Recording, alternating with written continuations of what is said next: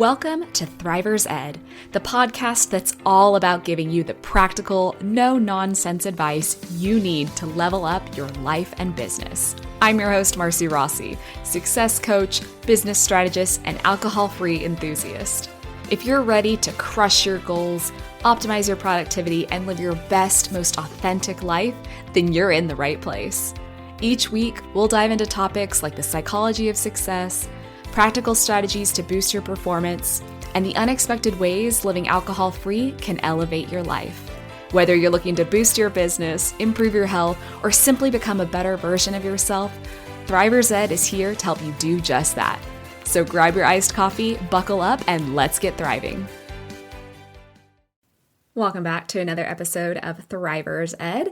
So last week we talked about the I introduced this series of 5 foundational systems that you need in your service-based business. And last week we started with number 1, which is a visibility system. And this week is going to tie in really well to that. And that is a system to track and nurture your leads. So if you already have a system for getting visible, for making sure that you're getting out there and having conversations, perfect. We are ready to dive into this step 2. If not, go listen to last week's episode. But if you are having conversations, I guarantee that you have some leads that we can now start nurturing. If you don't think you have any leads whatsoever, we're going to get into that in just a second. But with these leads, we need to make sure that we are moving them along our pipeline and that we're actually nurturing a relationship so that they want more from us and want to continue learning and working with us. So if you have ever caught yourself saying that, someone ghosted you, or that you don't really want to be annoying for following up with someone, or if you had a discovery call or a consultation or something and then nothing ever happened after that, I want this episode to be a wake-up call, because in that case, you don't actually have a leads problem. What you really have is a follow-up problem. And so that is what we are diving into and fixing today. So by the end of today's episode, you're going to know why these warm leads are slipping through the cracks, what's actually happening when someone quote unquote ghosts you, and how to build a simple system that keeps your leads visible, organized, and moving towards a yes without needing some super fancy CRM software.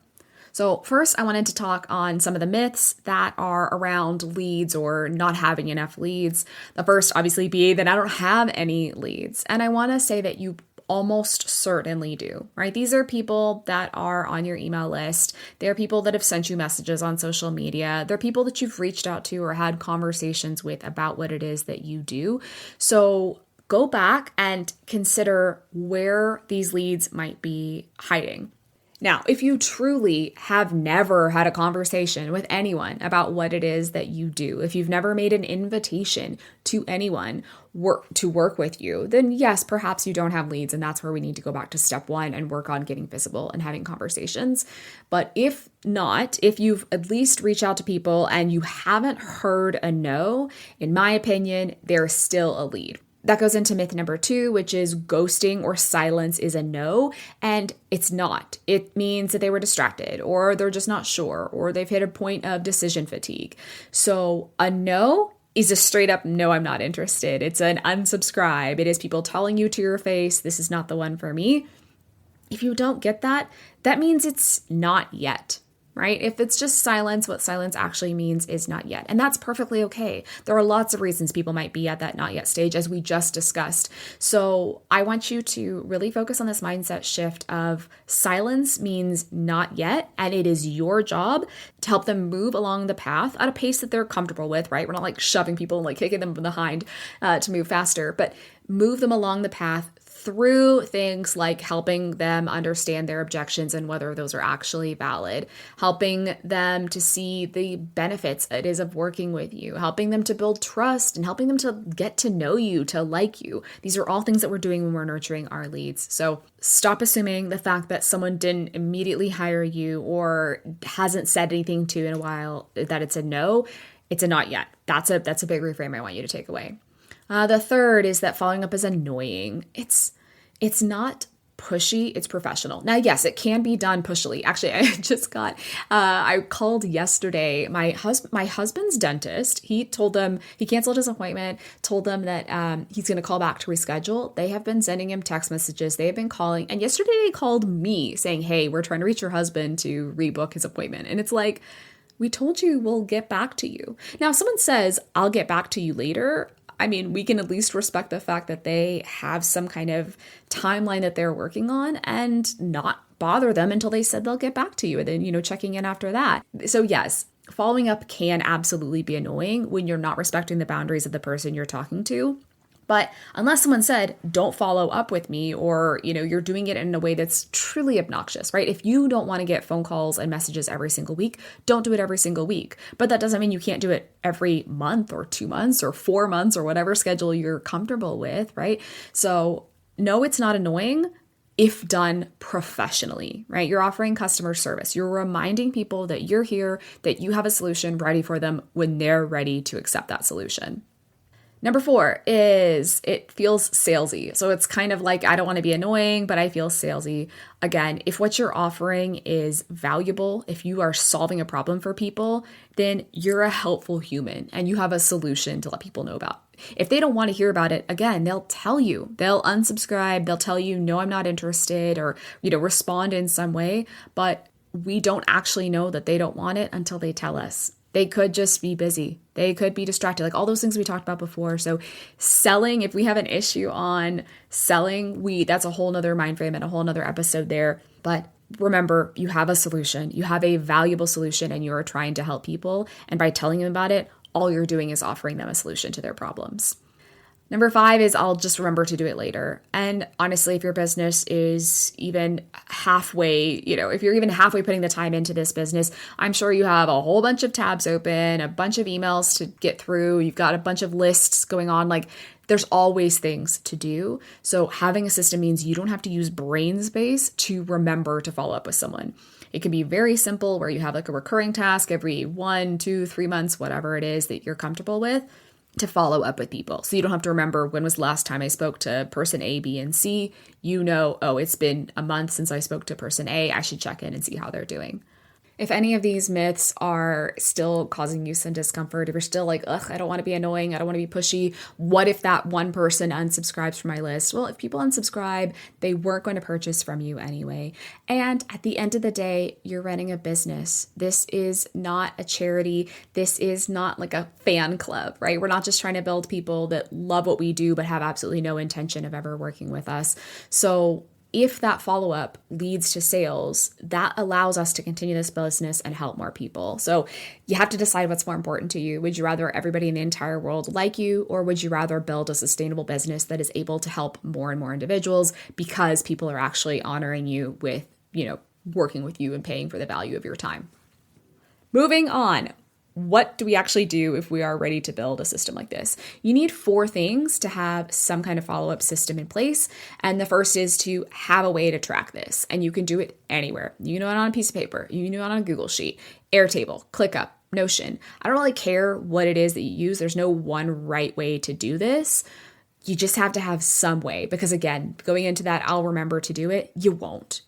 There's just too much going on in life and in business to remember every single person that you had a conversation with. So make sure you have some place to track this.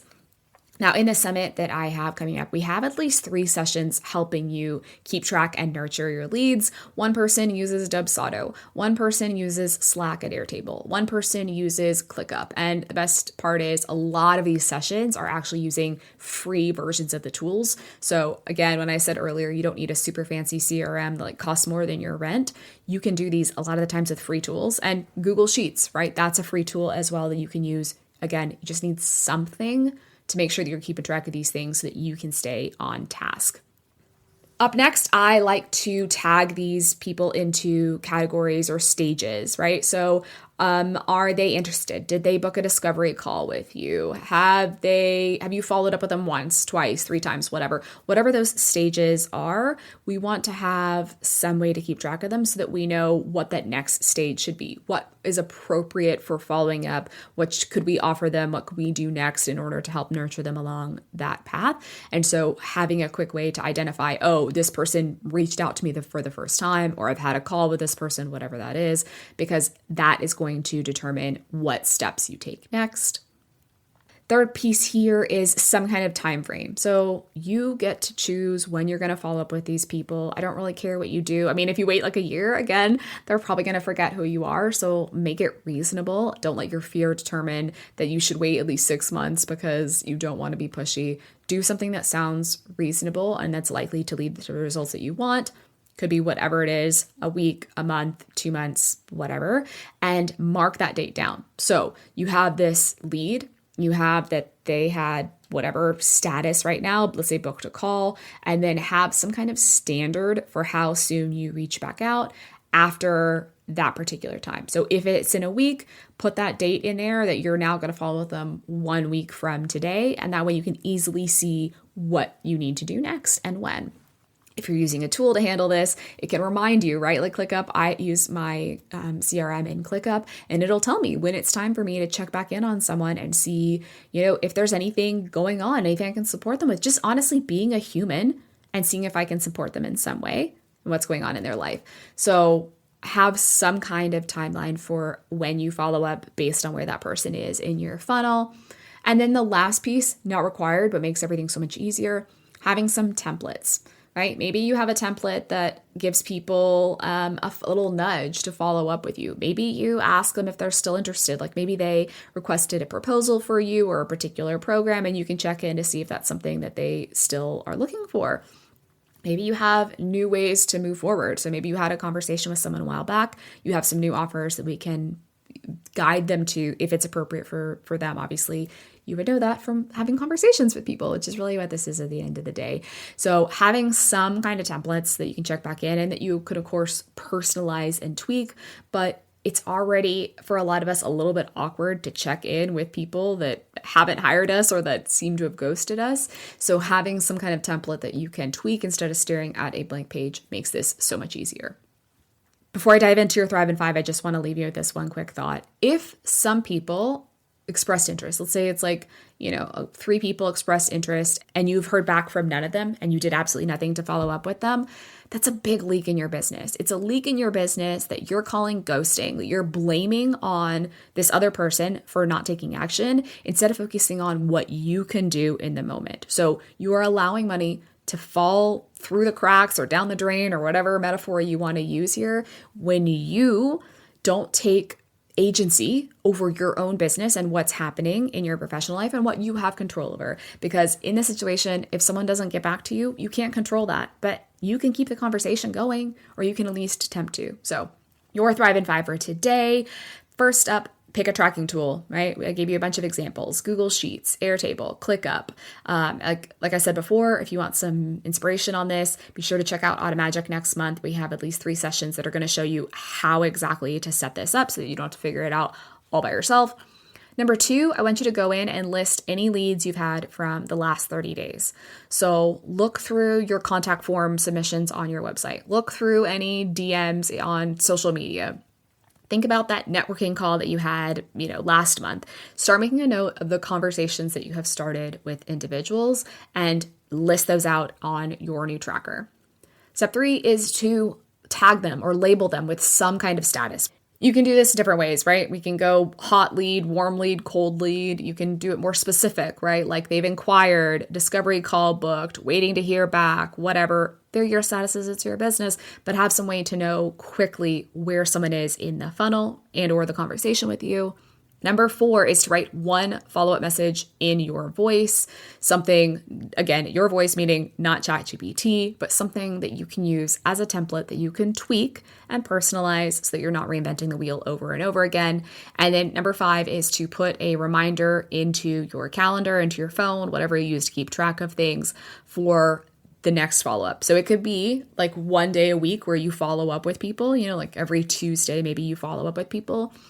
Or if you've said, I'm going to follow up with people 2 weeks after my last contact with them, then in your sheet, you should be able to have a column that says the date you had contact with them and the date that you're going to follow up. And so making note of those dates, because if you don't schedule it, it's probably not going to happen. If you want to make this a whole lot easier, be sure to check out the Automagic Summit next month. And I will just leave you with this parting thought.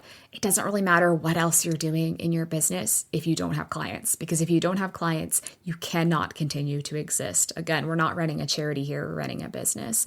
So as uncomfortable as it can be to follow up with people, to reach back out, to appear potentially annoying or pushy or salesy or whatever fear it is that's blocking you, you have to decide what's more important. What is ultimately more important to you? Is it having this freedom-based business that allows you to help people and have income and impact? Or is it that everybody is always 100% happy with you all of the time? And since that second one is completely impossible and will never happen, let's just let that go, okay? Let's let that go. Let's go sign those clients. Let's go change lives and make money doing it. Until next time, keep thriving.